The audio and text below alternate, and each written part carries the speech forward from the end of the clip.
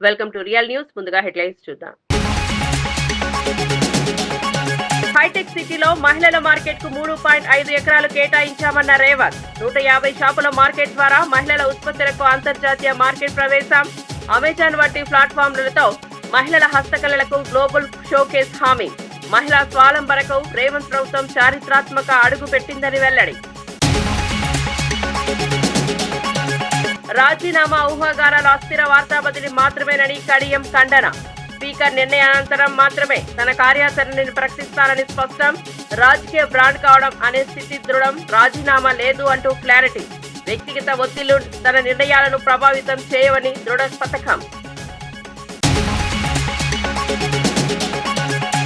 ఐబొమ్మ రవి గురించి అనిరుద్ రెడ్డి ఘాటు విమర్శ. టికెట్ ధరల ముంగిట ప్రజలపై భారమిచ్చే విధానాన్ని పరిశ్రమ పునర్విమర్శించాలంటూ వెల్లడి. సినిమా ఒక వర్గానికి మాత్రమే లాభదాయకం అవ్వకూడదని అనిరుద్ ఆవేదన. పరిశ్రమ పాలకులు కలిసి ధరలతో సమతుల్యత పాటించాలని డిమాండ్. ఇక వార్త వివరాల్లోకి వెళ్తే ఎమ్మెల్సీ కవిత చేసిన వ్యాఖ్యలను మాజీ మంత్రి సింగిరెడ్డి నిరంజన్ రెడ్డి ఘాటుగా స్పందించారు. కేసీఆర్ నాయకత్వంలో వనపర్తి జిల్లా నీటి కాణాల రూపురేఖలు పూర్తిగా మార్చామని గుర్తు చేశారు. వనపర్తిలో 1,25,000 ఎకరాలకు నీళ్లను తీసుకురావడమే తన పెద్ద విజయమని తెలిపారు. ఏదుల రిజర్వాయర్ నిర్మాణంలో 5,000 ఎకరాల భూసేకరణను రికార్డు స్థాయిలో పూర్తి చేసి 7 టీఎంసీల నీటి సామర్థ్యం గల రిజర్వాయర్ను కేవలం ఏడాది 10 నెలల్లో పూర్తి చేయించి చరిత్ర సృష్టించానని వివరించారు. నీటి సమస్యతో ఎన్నేళ్లు బాధపడిన వనపర్తి ప్రజలకు శాశ్వత పరిష్కారం చూపినందుకే ప్రజలు ప్రేమగా నీళ్ల నిరంజన్ రెడ్డి అని పిలుస్తున్నారని అన్నారు. తాను చేసిన అభివృద్ధిని పక్కన పెట్టి విమర్శలు చేయడం అన్యాయమని, కవిత చేసిన ఆరోపణలు వాస్తవానికి దూరంగా ఉన్నాయని పేర్కొన్నారు.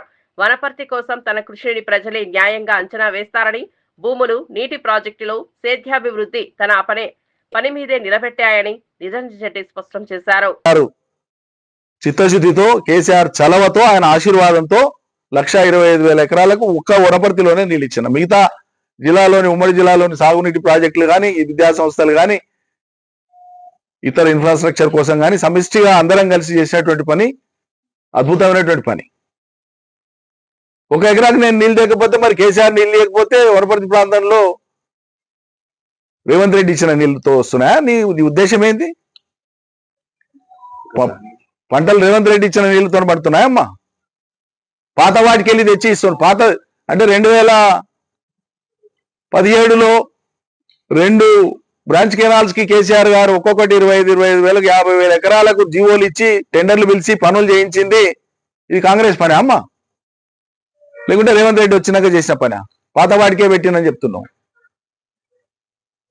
69 మినీ లిఫ్టులు పెట్టించిన కేసీఆర్ ఇచ్చిన చలవతోన 1,000 ఎకరాలు వచ్చింది దాని కింద. అది కాంగ్రెస్ వాళ్ళు పెట్టిందా? 15 చెక్ డ్యాంలు కేసీఆర్ శాంక్షన్ చేపించిస్తే రాష్ట్రంలోనే ఆల్ టైమ్ రికార్డుతో చేయించిన 50 రోజులు 55 రోజుల్లో చేయించిన ఒక్కొక్క చెక్ డ్యామ్ ఇవాళ ఒక్కొక్క ఊరి చెరువుకు సమానమైంది.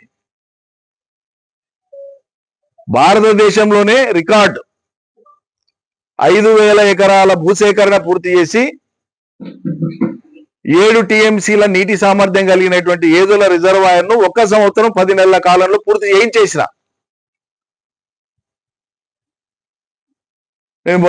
పూర్తి కాలేదు, ఈయన పట్టించుకోలేదని మాట్లాడింది. ఇక మీకు తెలిసిన విషయం అదైతే ఇంక నేనేం చెప్పాలి? రాజీనామా చేస్తున్నారన్న ప్రచారంపై మాజీ ఉప ముఖ్యమంత్రి కడియం శ్రీహరి స్పష్టంగా స్పందించారు. తాను ఎలాంటి రాజీనామా చేయనని, ఈ విషయంలో జరుగుతున్న చర్చలు, ఊహాగానాలు పూర్తిగా అబద్ధమన్నారు. స్పీకర్ ఏ నిర్ణయం తీసుకుంటారో చూడాల్సి ఉంటుందని, ఆ తర్వాతే తన కార్యాచరణ, భవిష్యత్ ప్రణాళికలు ఉంటాయని స్పష్టం చేశారు. రాజకీయ జీవితంలో కడియం శ్రీహరి అంటే ఒక బ్రాండ్, ఒక నమ్మకం, ఒక విలువ అని ఆయన పేర్కొన్నారు. ఎన్నేళ్ల రాజకీయ ప్రస్థానంలో ఆయన చేసిన సేవలు, నిర్ణయాలు ప్రజలకు స్పష్టంగా కనిపిస్తున్నాయని చెప్పారు. వ్యక్తిగతంగా ఎవరి ఒత్తిడి, రాజకీయ ప్రణాళికలు తనపై ప్రభావం చూపవని, తన నిర్ణయాలు పూర్తిగా ప్రజాసేవపై ఆధారపడి ఉంటాయని తెలిపారు. తెలంగాణ రాజకీయాల్లో అనేక కీలక నిర్ణయాలు తీసుకున్నారని, భవిష్యత్తులో కూడా ప్రజాభివృద్ధి తన లక్ష్యమని చెప్పారు. రాజకీయ ప్రచారాన్ని ఉద్దేశపూర్వకంగా వ్యాప్తి చేస్తున్న వారి ఉద్దేశాలు ప్రజలు అర్థం చేసుకుంటారన్నారు. రాజకీయాల్లో స్థిరత్వం, దృఢ నిశ్చయం ముఖ్యమని కడియం శ్రీహరి పునరుద్ఘాటించారు.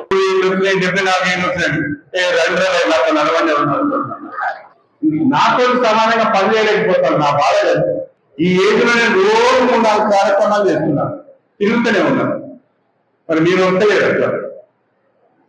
అంటే పని చేయాలనే తపన ఉండాలి, సంకల్పం ఉండాలి, అవకాశం వచ్చింది నిరూపించుకోవాలి అనేది కసి ఉండాలి. చాలా మంది ఎమ్మెల్యేలు అయితే మంత్రులు అయితే తర్వాత వాళ్ళు గుర్తు కూడా పట్టారు, మర్చిపోతారు ఒకటిగా. అలా కాదు కడియం చేరి. కడియం చేరి ఈజ్ ఎ బ్రాండ్. వైజాగ్ లో ఫ్లైట్ దిగినా, తిరుపతిలో ఫ్లైట్ దిగినా, ఢిల్లీలో ఫ్లైట్ దిగినా, సార్ నమస్కారం సార్, మీరు మీ అభిమానం సార్, మీరు అనువస్తున్నారు. దట్ ఈస్ కడియం చేరి. నిజాయితీగా పనిచేయడమే తెలుసు, అవినీతి అక్రమాలు తెలియదు, ఎవరిని మోసం చేయడం అంతకన్నా తెలియదు. నచ్చకపోతే మొక్క మీద చెప్తాను, మీ పనితీరు బాగాలేదు. ఐబొమ్మ రవి అంశంపై ఎమ్మెల్యే అనిరుద్ రెడ్డి వ్యాఖ్యలు చేశారు. కొంతమంది రవిని రాబిన్ హుడ్ లా చూస్తున్నారని, కానీ వాస్తవానికి టికెట్ ధరల భారాన్ని ప్రజలపై రుద్దుతున్న పరిస్థితి అసహనాన్ని కలిగిస్తోందని చెప్పారు. సినిమా పరిశ్రమలో పెద్ద బడ్జెట్ చిత్రాలు తీస్తే లాభపడేది నిర్మాతలు, దర్శకులు, హీరోలేనని, దీనివల్ల సాధారణ ప్రేక్షకుడికి ఎలాంటి ప్రయోజనం ఉండదని అన్నారు. ఓ టికెట్ కొనడానికి కూడా కుటుంబాలు ఆలోచించాల్సిన స్థితి రావడం ఆందోళనకరమని పేర్కొన్నారు. ప్రేక్షకులు కష్టపడి సంపాదించిన డబ్బును దృష్టిలో పెట్టుకుని పరిశ్రమ బాధ్యతగా వ్యవహరించాలన్నారు. ఒక్క వర్గానికే కాకుండా మొత్తం వ్యవస్థకు లాభం చేకూరేలా చిత్రం తయారీ, ధరలు, ప్రమోషన్ పై సమతుల్యత అవసరమని చెప్పారు. సామాన్య ప్రజలకు భారం కాకుండా అందరికీ అందుబాటులో ఉండే విధంగా విధానాలు తీసుకురావాలని సూచించారు. ప్రజల అసహనం పెరుగుతున్న నేపథ్యంలో పాలకులు, పరిశ్రమ కలిసి చర్చించి పరిష్కారాలు తీసుకురావాల్సిన సమయం వచ్చిందని అనిరుద్ రెడ్డి వ్యాఖ్యానించారు. బాగుపడతారంటే ఒకటి ప్రొడ్యూసరు, ఒకటి డైరెక్టర్, ఒకటి హీరోయిన్లకు కూడా రేట్లు అక్కడ ఇచ్చే ఫీజు తక్కువ ఉంటుంది. అక్కడ వాళ్ళు పనిచేసేటోళ్ళకు కూడా వేజెస్ కూడా చాలా తక్కువ ఉంటాయి. ఈ 1000 కోట్లు దోచుకునేది ఈ ముగ్గురు. అంటే అది ప్రజలు చెప్తున్నారు, నేను కాదు, ప్రజలు చెప్పింది నేను మీకు చెప్తున్నాను. ఈ ముగ్గురే. ఈ ముగ్గురు కోసము ఇట్లా చేయడం అనేది కొంతమంది అది తప్పు అంటున్నారు, కొంతమంది ఏమంటున్నారు ఆయన తప్పు చేసి శిక్షించాలి అంటున్నారు. సో ఈ 2 కాంబినేషన్లు ఉన్నాయి. ఎక్కువ మంది ప్రజలు ఏమంటారంటే ఐబొమ్మ రవి మాకు తక్కువ రేట్లో రూపాయి లేకుండా మాకు సినిమాలు చూపించిందని ఆయన హీరో అంటున్నారు. అంటే ఆయనను ఒక రాబిన్ హుడ్ లాగా చూస్తున్నారు ప్రజలు. కాబట్టి ఇప్పుడు ఏదైనా కానీ న్యాయస్థానం ఉన్నది. మహిళా సంఘాల ఆర్థిక సాధికారత కోసం ప్రభుత్వం తీసుకున్న కీలక నిర్ణయాలను సీఎం రేవంత్ రెడ్డి వివరించారు. ప్రపంచాన్ని శాసిస్తున్న ప్రముఖ ఐటీ కంపెనీలు ఉండే హైటెక్ సిటీ ప్రాంతంలో గజం భూమి కూడా అందరికీ అందని స్థాయిలో ఉండగా, అటువంటి ప్రాంతంలోనే శిల్పారామం పక్కన ఉన్న 3.5 ఎకరాల భూమిని మహిళా సంఘాలకు కేటాయించడం చారిత్రాత్మక నిర్ణయమని చెప్పారు. ఆ భూమిపై 150 ప్రత్యేక షాపులు నిర్మించి మహిళా సంఘ సభ్యులు తయారు చేసిన ఉత్పత్తులకు దేశీయ, అంతర్జాతీయ మార్కెట్లో అమ్మే అవకాశాన్ని కల్పించామని తెలిపారు. అమెజాన్ వంటి ప్రముఖ వెబ్సైట్ లో ఈ ఉత్పత్తులు అమ్మబడేలా ప్రభుత్వమే సదుపాయాలు కల్పించిందని పేర్కొన్నారు. మహిళలు తయారు చేసే హ్యాండీక్రాఫ్ట్లు, హస్తకళలు, ఆహార పదార్థాలు, వస్త్రాలు ప్రపంచవ్యాప్తంగా పేరు తెచ్చుకునే సామర్థ్యం ఉందని తెలిపారు. మహిళా సంఘాలు బలపడితే కుటుంబాలు, గ్రామాలు, రాష్ట్రం అభివృద్ధి చెందుతుందని చెప్పారు. మహిళల ఆర్థిక స్వావలంబనపై ప్రభుత్వం ప్రత్యేక దృష్టి పెట్టిందని, ఇవి తొలి అడుగులు మాత్రమేనని సీఎం స్పష్టం చేశారు. హైటెక్ సిటీ పక్కన 3.5 ఎకరాలు 100 కోట్ల రూపాయల భూమి ఈ రోజు మా మహిళా సంఘాలకిచ్చి రాష్ట్రం నలుమూలల ఆడబిడ్డలు తయారు చేసే వస్తువులను ఈ రోజు అంతర్జాతీయ మార్కెట్లో అమ్మడానికి అక్కడ అవకాశం కల్పించినాం. ప్రపంచ దేశాల నుంచి అక్కడికి వచ్చి పర్యాటకులు కొనుగోలు చేస్తున్నారు. అందుకే ఈనాడు మాడబిడ్డలు తయారు చేసే ఉత్పత్తి వస్తువులను హైటెక్ సిటీ పక్కనే కాదు, అమెజాన్ వెబ్సైట్లో ఆన్లైన్లో ఆర్డర్ ఇవ్వడానికి ఈనాడు అమెజాన్తో మాట్లాడుతున్నాం. ఈడ కొడంగల్లో ఎన్కపల్లో ఆడబిడ్డ ఏమైనా తయారు చేస్తే ఎన్కపల్లో ఆడబిడ్డ తయారు చేసిన వస్తువు అమెజాన్ అమెరికాలో ఉన్న వాళ్ళు కొనుక్కోవడానికి ఈనాడు వాళ్ళందరికీ మనము ఏర్పాట్లను చేస్తున్నాం. కేటీఆర్ ను నేరుగా చర్చకు ఆహ్వానిస్తూ మంత్రి అడ్లూరి లక్ష్మణ్ సవాల్ విసిరారు. కేటీఆర్ డేట్ టైం పేర్కొంటే తాను కోరుట్లలోని అంబేద్కర్ విగ్రహం వద్దకు సిద్ధంగా వస్తానని ప్రకటించారు. 10 ఏళ్ల బీఆర్ఎస్ పాలనలో జరిగిన అభివృద్ధి ఏమిటి, గత 2 ఏళ్ల ప్రజాపాలనలో ప్రభుత్వం సాధించిన పురోగతి ఏమిటి, ఈ రెండింటినీ ప్రజల ముందే తెరపై పెట్టి స్పష్టంగా చర్చిద్దామని అడ్లూరి సూచించారు. మహిళలకు ఇందిరమ్మ చీరలు ఇవ్వడం బీఆర్ఎస్ నేతలకు అసమానంగా మారిందని, మహిళా సమాజాన్ని బలోపేతం చేసే ప్రతి కార్యక్రమాన్ని వారు అడ్డుకోవడానికి ప్రయత్నించారని విమర్శించారు. ప్రభుత్వ సంక్షేమ పథకాలపై ప్రజలు మంచి స్పందనిస్తున్నారు కాబట్టి బీఆర్ఎస్ నాయకుల్లో అనిశ్చితి పెరిగిందని అన్నారు. తన చర్చా సవాల్ను తప్పించుకోకుండా కేటీఆర్ స్పష్టంగా స్పందించాలని కోరారు. ప్రజల ముందే వాస్తవాలు చెప్పడానికి తాను పూర్తి సిద్ధంగా ఉన్నానని, ఏ అంశాన్నైనా ప్రత్యక్షంగా ప్రజా సాక్షిగా చర్చించడానికి ముందుంటానని అడ్లూరి స్పష్టం చేశారు. ప్రజల కోసం పనిచేసే నాయకుడికి పారదర్శకత తప్పనిసరి అని చెప్పారు. జరిగిందో ఏమి అభివృద్ధి జరగలేదో మొత్తం చెప్తాం, క్లిక్కర్తో సహా చెప్తాం. 2018, 14 నుంచి 18 నుంచి 23 వరకు ఈ కోరుట్ల నియోజకవర్గం లోపల నువ్వు చేసిన గొప్పతనం ఏంది? మీ రాజ్యం మీరే వెళ్ళింది కదా, టీఆర్ఎస్ పార్టీ నాయకులు రాజ్యం వెళ్ళింది కదా. 2023 నుంచి ఇలా 2 సంవత్సరాల లోపలనే 2 సంవత్సరాలు మేము ప్రజాపాలన ఇందిరమ్మ రాజ్యంలో పడి ముఖ్యమంత్రి గారి నేతృత్వంలో మేము చేసిన పని ఏందో చెప్తాం. మేము చర్చకు సిద్ధం. కేటీఆర్ టైం డేట్ చెప్పాను, కేటీఆర్ చెప్పిన రోజు నేను వస్తా. గురుకులాల్లో విద్యార్థులు ఆత్మహత్యలు చేసుకుంటున్నా ప్రభుత్వం పూర్తిగా నిర్లక్ష్యంగా వ్యవహరిస్తోందని కల్వకుంట్ల కవిత తీవ్రంగా విమర్శించారు. గత 2 ఏళ్లలో రాష్ట్ర వ్యాప్తంగా 100 మందికి పైగా విద్యార్థులు ప్రాణాలు కోల్పోవడం అత్యంత దారుణమని ఆవేదన వ్యక్తం చేశారు. విద్యాశాఖ మంత్రిగా ఉన్న సీఎం రేవంత్ రెడ్డి ఈ ఘటనలపై కనీస సమీక్ష కూడా నిర్వహించకపోవడం బాధ్యత రాహిత్యానికి నిదర్శనమని పేర్కొన్నారు. డైలాగులు కొట్టడం, మీటింగులు పెట్టడం, ఢిల్లీకి వెళ్లడం తప్ప విద్యాశాఖను పట్టించుకునే పరిస్థితి లేదని కవిత విమర్శించారు. గురుకులాల్లో విద్యార్థుల మానసిక ఆరోగ్యం, భద్రత, హాస్టల్ పర్యవేక్షణ, సిబ్బంది లోపాలు ఇవన్నీ పెద్ద సమస్యలుగా మారుతున్నాయని చెప్పారు. కుటుంబాలు తమ పిల్లలను మంచి భవిష్యత్తు కోసం గురుకులాలకు పంపుతుంటే ఇలాంటి ఘటనలు జరగడం అసహ్యకరమని పేర్కొన్నారు. విద్యార్థుల మరణాలకు కారణమైన వ్యవస్థ లోపాలను ప్రభుత్వం వెంటనే సరిదిద్దాలని, సమగ్ర విచారణ కమిటీ ఏర్పాటు చేసి బాధ్యులపై చర్యలు తీసుకోవాలని డిమాండ్ చేశారు. విద్యా వ్యవస్థను రక్షించడం ప్రభుత్వ మొదటి కర్తవ్యమని కవిత స్పష్టం చేశారు. పెట్టడం అంటే ఢిల్లీకి పోవడం తప్పితే ముఖ్యమంత్రి గారు పిల్లల్ని పట్టించుకోవడం లేదు. ఆయననే విద్యాశాఖ మంత్రిగా ఉండడం మనందరం చేసుకున్నటువంటి దౌర్భాగ్యం. ఆయన విద్యాశాఖ మంత్రిగా ఉండి తనకు రివ్యూ చేసే తీరిక లేదు, హాస్టళ్ల మీద ఆలోచన చేసేటటువంటి పరిస్థితి లేదు, కనీసం పేద పిల్లల పట్ల కన్సర్న్ లేకపోవడం చాలా దారుణం.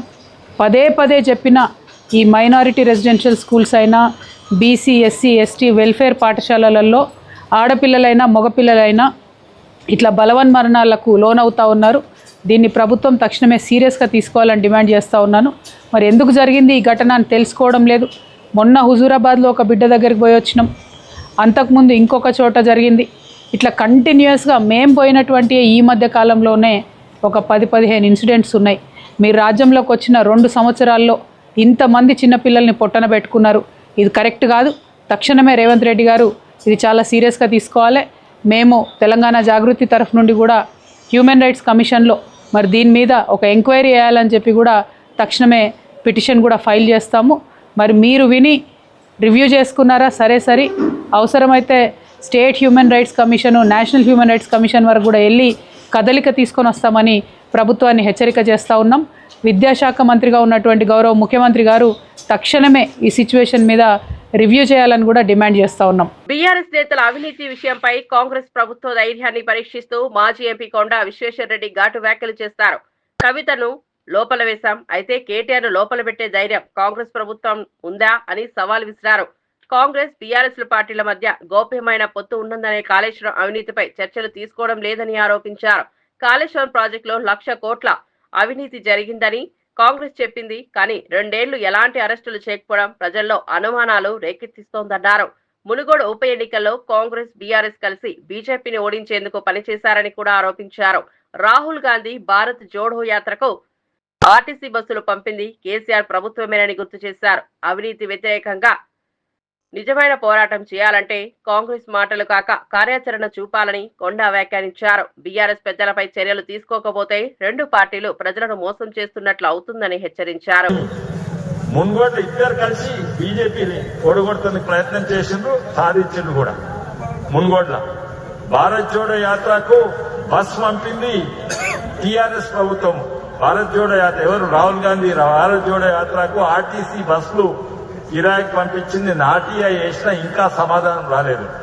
మీరు కాంగ్రెస్, టీఆర్ఎస్ కలిసి ఉన్నారు. మీరు ఆ సమాధానం ఏంది? ఎవరు ఆర్టీసీకి ఎవరు చెక్ ఇచ్చిండ్రు? ఎవరు పేమెంట్ చేసిండ్రు? కాంగ్రెస్ పార్టీ నిర్వహించిన ఢిల్లీ ధర్నాపై శాసనమండలి డిప్యూటీ చైర్మన్ బండ ప్రకాష్ తీవ్రంగా స్పందించారు. ప్రజల సమస్యలపై నిజమైన పోరాటం చేస్తామన్న కాంగ్రెస్ హామీలు మాటల్లోనే ఉన్నాయని, ప్రదర్శన కోసం నిర్వహించిన ఢిల్లీ ధర్నాకు కోసం రాహుల్ గాంధీ కూడా హాజరు కాలేదని విమర్శించారు. నాయకత్వంలో లేకపోతే ఎలా ప్రజా సమస్యలు పరిష్కరించగలరని ప్రశ్నించారు. కాంగ్రెస్ పార్టీ ఇటీవలి కాలంలో ఉద్యమాలని కేవలం ప్రచార ప్రయోజనాలకే పరిమితమయ్యాయని, నిజమైన ప్రజా సమస్యలపై ఏకాగ్రత కనిపించడం లేదని అన్నారు.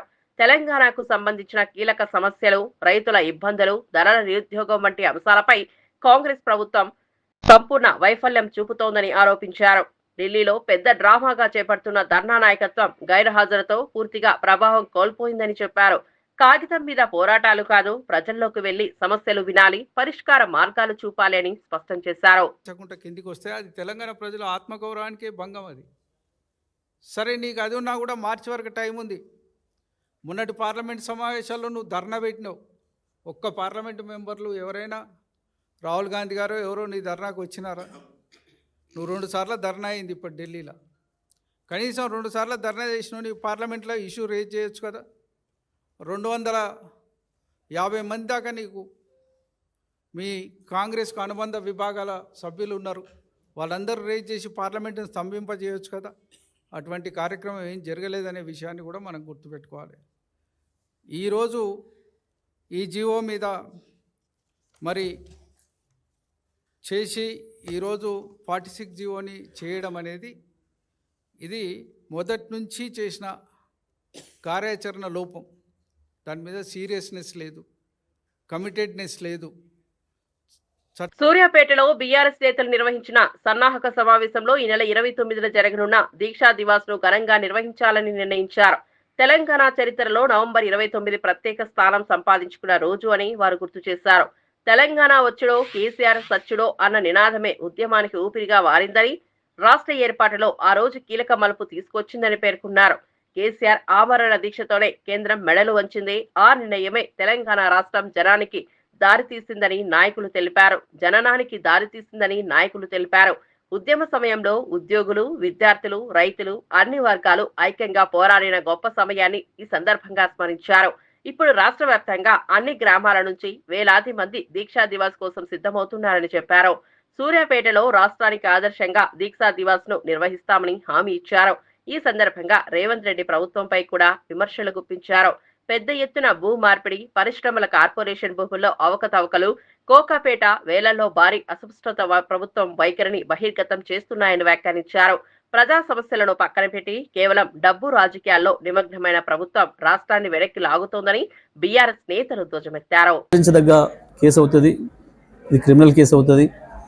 ఇచ్చిన వాళ్ళు తీసుకున్న వాళ్ళు ఇద్దరు కూడా బాధ్యులవుతారు, అందులో సందేహం లేదు. ఇద్దరు కూడా జైల్లో వెళ్లాల్సిన పరిస్థితి వస్తుంది. అంత బహిరంగంగానే చేస్తున్నారు. ఏ జంకు గొంకు లేకుండా ముందు డబ్బులు సంపాదిస్తే చాలు, తర్వాత ఏమన్నా కానీ అన్న పద్ధతుల్లో అన్ని నిబంధనలు కూడా తొంగలు తొక్కి చేస్తూ ఉన్నారు. ఇప్పటి వరకు ఎప్పుడు కూడా జరగలే అటువంటిది చరిత్రలో. వాస్తవానికి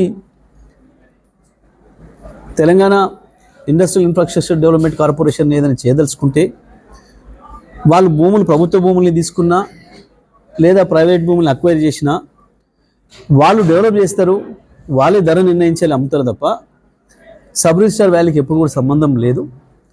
ఇవాళ లేని నిబంధన తీసుకొచ్చి కొత్తగా సబ్ రిజిస్టర్ వాల్యూలో ఇంతే ఉంది అని చెప్పి మేము ఇచ్చిన మాట్లాడుతున్నారు. మరి అదే ఒకవైపు సేమ్ ప్రభుత్వ భూమి, ఒకవైపు కోకాపేటలో ఇక్కడక్కడ వేలం పాటేసి 100 కోట్లు వచ్చిన ఎకరానికి 179 కోట్లు వచ్చినాయని మాట్లాడుతున్నారు. మరి ఇక్కడ ₹1 ఎట్లా ఇస్తారు? చాలా స్పష్టంగా కనబడుతుంది, చాలా నేకెడ్గా, బహిరంగంగా, నగ్నంగా కనబడుతుంది ఈ మోసం, ఈ ద్రోహం అనేది, ప్రజల ఆస్తిని దోసుకోవడం అనేది. ఇది తప్పకుండా శిక్షార్హమే, అందులో సందేహం లేదు. ఇంకొక వైపు జిల్లాలలో ధాన్యం కొనుగోలుకు సంబంధించి ప్రజలు అనేక ఇబ్బందులు పడుతున్నారు. ఒకవైపు పత్తి కొనుగోళ్లలో రైతాంగం మోసానికి గురవుతున్నారు. వీళ్ళు కొనక రకరకాల ఇబ్బందులు పెట్టి గ్రేడ్ల సాకుతో ఇబ్బందులు పెడితే తప్పని పరిస్థితులలో బయట దళారులకు అమ్ముకోవాల్సిన బాధ తప్పడం లేదు. రైతాంగానికి 5,000కి అమ్ముకునే దుస్థితికి వచ్చింది. ఒకవైపు వరి ధాన్యం కూడా 1,500, 1,600, 1,800కి ఎక్కువ మంది రైతులు అమ్ముకుంటున్నారు. కావాలని చెప్పే ప్రభుత్వం ఐకేపీ సెంటర్లలో, కొనుగోలు కేంద్రాలలో సరిగా కొనకపోవడము, ఇక్కడ మాయిశ్చర్ పేరు మీద రైతాంగాన్ని ఇబ్బంది పెట్టడము, వచ్చి నెలల తరబడి ఇక్కడ కూర్చోలేమని, ఇక్కడ కూర్చున్నా తీసుకుంటే ప్రభుత్వం నుంచి పైసలు వస్తాయన్న నమ్మకం లేదని చెప్పి రైతాంగం తప్పని పరిస్థితులలో దళారులను ఆశ్రయిస్తున్నారు. మళ్ళీ 2014 పరిస్థితులే పునరావృతం అవుతున్నాయి వ్యవసాయం విషయంలో రైతాంగంకి. ప్రజల్లో రైతుల్లో కూడా వ్యతిరేకత తీవ్రంగా వస్తూ ఉంది. అయినా ఈ ప్రభుత్వానికి చలన లేదు, దున్నపోతు మీద వానబడ్డ పద్ధతుల్లో ఉంది. నేను చేసుకుంటూ పోతా అని. బీసీల హక్కుల సాధన కోసం బీఆర్ఎస్ ముందుండి పోరాడుతుందని మాజీ మంత్రి వి శ్రీనివాస్ గౌడ్ ప్రకటించారు. బీసీలకు నిజంగా అండగా నిలబడే పార్టీ బీఆర్ఎస్ మాత్రమేనని, కాంగ్రెస్ ప్రభుత్వం చేసిన మోసాలపై దశల వారీగా రాష్ట్ర వ్యాప్తంగా పెద్ద ఎత్తున ఉద్యమాలు చేపడతామని చెప్పారు. గ్రామాల నుంచి పోరాటాన్ని ప్రారంభించి ప్రతి మండలంలో, జిల్లాలో బీసీ హక్కులపై అవగాహన సెమినార్లు నిర్వహించనున్నట్లు తెలిపారు. బీసీల సంక్షేమం, రాజకీయ భాగస్వామ్యం కోసం తాము ఎల్లప్పుడూ కట్టుబడి ఉన్నామని, ఈసారి పోరాటం మరింత తీవ్రంగా ఉంటుందని పేర్కొన్నారు. పార్లమెంట్లో బీఆర్ఎస్ ఎంపీ వద్దిరాజు రవిచంద్ర ప్రత్యేక ప్రైవేట్ బిల్లు ప్రవేశపెట్టి బీసీ హక్కుల కోసం పోరాడతారని తెలిపారు. పార్టీ రహిత సర్పంచ్ ఎన్నికల్లో పార్టీ ఆధారంగా 42% రిజర్వేషన్లు ఎలా ఇస్తారని ప్రశ్నిస్తూ కాంగ్రెస్ ప్రభుత్వ విధానాల్లో స్పష్టత, న్యాయం లేవని విమర్శించారు. దాదాపు 11,000 కోట్ల రూపాయలు ఫీజు రియంబర్స్మెంట్ బాకీ ఉండి ఎంతోమంది బీసీ విద్యార్థులు పై చదువులు చదువుకోలేక, టీసీలు కాలేజీ యాజమాన్యం ఇవ్వకపోతే ఉద్యోగాలకు అప్లై చేసుకోలేక, ఒకవైపు విద్యార్థులందరూ కూడా అయోమయంలో ఉంటే, ఇంకోవైపు రాజకీయ రిజర్వేషన్ పేరు మీద మోసం చేయడం. కాంగ్రెస్ పార్టీకి వీళ్లకు ఎలక్షన్ తప్ప ఏం లేదు. ఎలక్షన్ల తప్పు అబద్ధ హామీలతో ఎలక్షన్ బయటపడడం తప్ప వేరే ఆలోచన కూడా లేదు. ఖచ్చితంగా మేము సెమినార్లు పెడతాం, రౌండ్ టేబుల్ సమావేశాలు పెడతాం. మా వద్దిరాజు గారి నాయకత్వంలో మరి పార్లమెంట్లో కూడా మరి వారు ప్రైవేట్ బిల్లు పైన కానీ అక్కడ నాయకులను కలవడానికి కూడా వారి ఆధ్వర్యంలో ఢిల్లీలో. రైతుల సమస్యలను ప్రభుత్వం నిర్లక్ష్యం చేస్తోందని మాజీ ఎమ్మెల్యే కైలే అనిల్ కుమార్ తీవ్ర విమర్శలు చేశారు. ఒకవైపు పంట దిగుబడి తగ్గిపోయి, మరోవైపు కోతల ఖర్చులు భారీగా పెరిగాయని, రైతు సేవా కేంద్రాల వద్ద సంచులు దొరక్క రైతులు ఇబ్బందులు పడుతున్నారని చెప్పారు. ధాన్యాన్ని ప్రభుత్వం కొనకపోవడం వల్ల రైతులు దళారీలకు బలవుతుండడం అత్యంత దురదృష్టకరమని అన్నారు. ప్రభుత్వం వ్యవసాయంపై చూపుతున్న వైఖరి రైతులను ఆర్థికంగా, మానసికంగా కుంగదీస్తోందని అన్నారు. చంద్రబాబు ప్రభుత్వం రైతులను కన్నీరు పెట్టించకూడదని, చివరి గింజ వరకు ప్రభుత్వమే కొనుగోలు చేయాలని డిమాండ్ చేశారు. పంట కోత సీజన్లో రైతులకు అవసరమైన మద్దతు అందకుండా ఉండటం, సంచుల కొరత, కొనుగోలు కేంద్రాల అసమర్థత కలిసి పంటల మూల్యాన్ని తగ్గిస్తున్నాయని చెప్పారు. రైతుల కష్టాన్ని అర్థం చేసుకుని తక్షణ చర్యలు తీసుకోవాలని సూచించారు. మార్కెట్ జోక్యం లేకపోతే దళారీల అడ్డదారులు పెరుగుతాయని, కర్షకులు పూర్తిగా నష్టపోతారని హెచ్చరించారు. రైతుల సంక్షేమం కోసమే ప్రభుత్వం అత్యవసరంగా ముందుకొచ్చి స్పష్టమైన చర్యలు తీసుకోవాల్సిన సమయం ఇదేనన్నారు.